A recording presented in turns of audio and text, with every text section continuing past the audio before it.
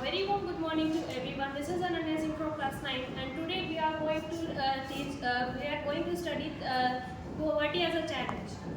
Poverty. Poverty है क्या?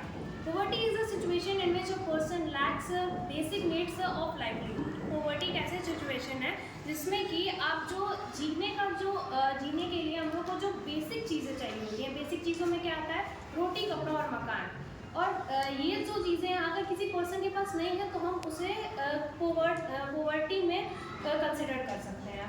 Poverty जो होती है वो सब कोई अपने अपने नज़रिए से देखता है. अगर हम लोग अपने आसपास देखें तो काफ़ी गरीबी देखते हैं.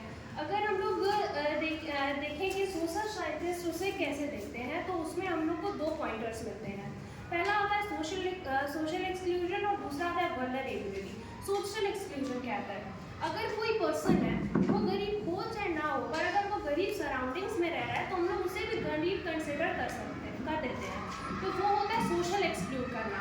उससे हम लोग का उससे जो पर्सन होता है वो गरीब हो चाहे ना हो, पर हम उसे गरीब कंसिडर कर देते हैं. क्यों?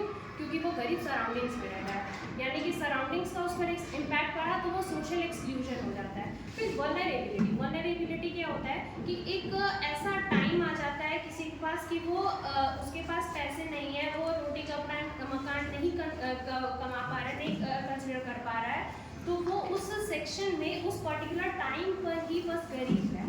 उसका पूरा जीवन वैसा नहीं बीत रहा है, वो बस उस पर्टिकुलर टाइम पर गरीब है, तो उसे हम लोग वल्नरेबल कह देते हैं. वल्नरेबिलिटी में आता है. फिर उसके बाद देखते हैं पॉवर्टी लाइन. एक इमेजिनरी लाइन है जो कि हमारी गवर्नमेंट ने सेटअप की है कि अगर उससे नीचे है कोई तो वो पॉवर्टी में है, और अगर से ऊपर है तो पॉवर्टी से ऊपर है. अगर हम लोग कुछ एग्जांपल्स देखें तो ये स्पेस और टाइम पर डिफर करता है.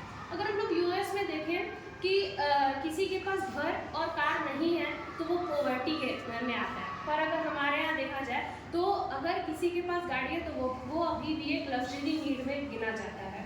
तो पॉवर्टी लाइन जो होती है वो स्पेस और टाइम पर भी डिफर करती है. हमारे इंडिया में जो पॉवर्टी लाइन है वो ऐसे सेटअप किया गया है कि कैलोरीज जो नीडेड है एक पर्सन को पर डे, उसके हिसाब से उसे उस पॉवर्टी लाइन में कंसिडर किया जाता है. अगर कोई आदमी रूरल एरिया में रह रहा है और वो 2400 कैलोरीज पर डे कंजर्व कर रहा है तो वो पॉवर्टी लाइन से ऊपर है. और अगर 816 रुपीज़ पर डे कमा रहा है तो वो पॉवर्टी लाइन से ऊपर है. और अगर वही चीज़ अर्बन एरिया में रह रहा है तो 2100 कैलोरीज कंजर्व कर रहा है और 1000 रुपीज़ पर डे कमा रहा है तो वो पॉवर्टी लाइन से ऊपर है. और पॉवर्टी जो है वो रूरल और अर्बन एरिया में वैरी इसीलिए करती है क्योंकि रूरल एरिया में हमें फिजिकल वर्क ज़्यादा करना होता है और अर्बन एरियाज़ में महंगाई ज़्यादा होती है, इसीलिए कॉस्ट ज़्यादा होता है. फिर अगर हम लोग देखें कि वल्नरेबल ग्रुप्स क्या होते हैं.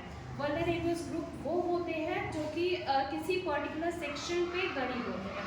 तो वो ग्रुप्स में आते हैं जैसे schedule caste, schedule tribes, size of family.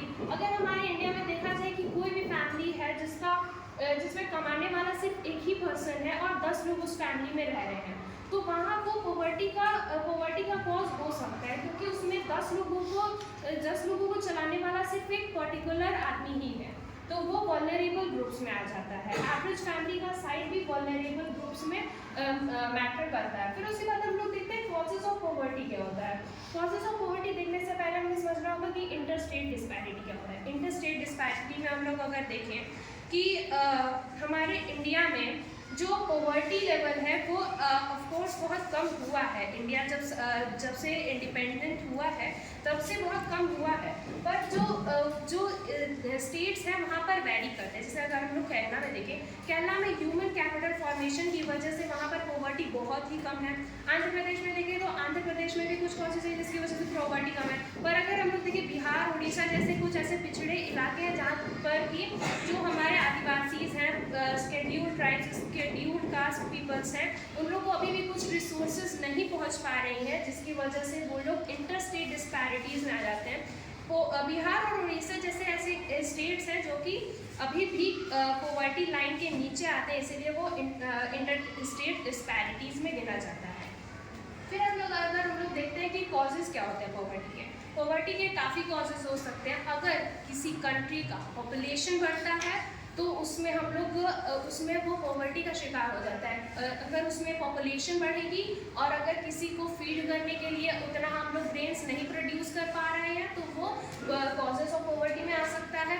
और फिर उसके बाद जब हम लोग अगर देखें, हम लोग हिस्ट्रीज में देखें अपने, तो कोलोनाइजेशन पीरियड जब हुआ था तब जो टेक्सटाइल कंपनीज थी उनके गिरने की वजह से जो ब्रिटिश ने उसे हड़प लिया था, उसकी वजह से भी पॉवर्टी काफ़ी बढ़ गई थी। और फिर जो ग्रीन रिवॉल्यूशन आया था उसकी वजह से भी। पर अगर देखा जाए तो हमारे गवर्नमेंट ने भी उसके लिए काफ़ी चीज़ें, काफ़ी स्कीम्स निकाली हुई हैं जो कि एंटी पॉवर्टी मीजर्स में आती है। एंटी पॉवर्टी मीजर्स के यूजुअली 2 पॉइंट्स होते हैं। पहला तो अगर हम लोग इकोनॉमी डेवलप करें तो इकोनॉमी डेवलपमेंट से भी हमारे पॉवर्टी को हम लोग डिक्लाइन कर सकते हैं। दूसरा ये होता है कि टारगेटेड पॉवर्टी भी, मतलब कुछ पीपल्स ऐसे हैं जो कि टारगेट किए जाते हैं, जैसे कि गवर्नमेंटल स्कीम्स जिसके लिए निकाली गई है। मनरेगा इसका सबसे पॉपुलर, सबसे बेस्ट एग्जाम्पल है, जो कि 2005 में इंट्रोड्यूस किया गया था। और इसमें एक पर्सन को 100 डेज वर्क कराकर उसके डेली वेजेस दिए जाते थे। और इसमें 1/3 चीज़ जो थी वो वुमेंस के लिए रिजर्व थी।